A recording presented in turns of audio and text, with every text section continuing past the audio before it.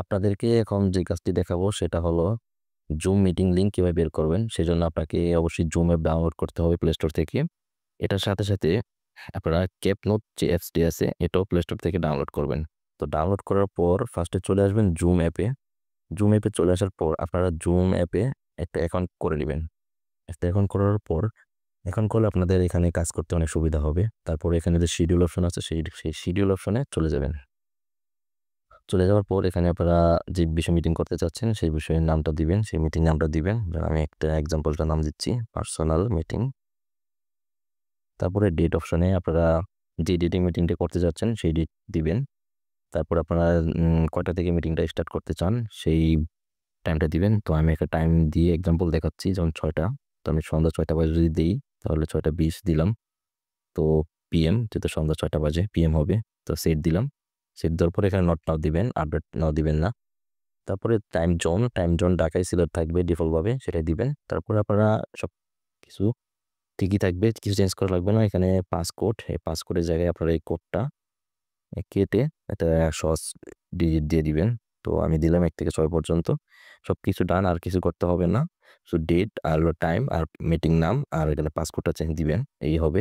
এগুলো দিলে হবে। তারপরে ডান অপশনে ক্লিক করলে এখানে সেভ অপশন আসবে, তারপরে সেভ করে দিবেন। তো সেভ করে দেওয়ার সাথে সাথে কিন্তু আপনাদের দেখেন এটা কিন্তু এখানে সেভ হয়ে আছে, এই পার্সোনাল মিটিং জুম ইন্টারফেসে সেভ হয়েছে। তো আমি যেহেতু আমার লিঙ্কটা দরকার, তো লিঙ্কটা বের করার জন্য আমি আমার এই মিটিংয়ের অপশনে ক্লিক করব। তারপরে এই ইনভাইট অপশনে ক্লিক করব। তারপর দেখবেন যে আপনার কি যে কেপ নোট অ্যাপসটা ডাউনলোড করছিলাম সেটা কোথায় আছে। তো এই দেখেন আমার কেপ নোটটা। তো এটাতে ক্লিক করব, ক্লিক করার সাথে সাথে সেভ করার জন্য অপশন আসবে। তো এখানে আমি সেভ করে দেব। তো সেভ করে দেওয়ার সাথে সাথে আপনারা দেখবেন যে এটা আপনাদের কিপ নোটে সেভ হয়ে আছে। তো ওই দেখেন মিটিং লিঙ্কটা কিন্তু কিপ নোটে সেভ হয়ে আছে। তারপরে আপনাদের যদি এখানে আরো টেক্সট অ্যাড করার প্রয়োজন হয় তাহলে আরো টেক্সট অ্যাড করতে পারেন। হুম।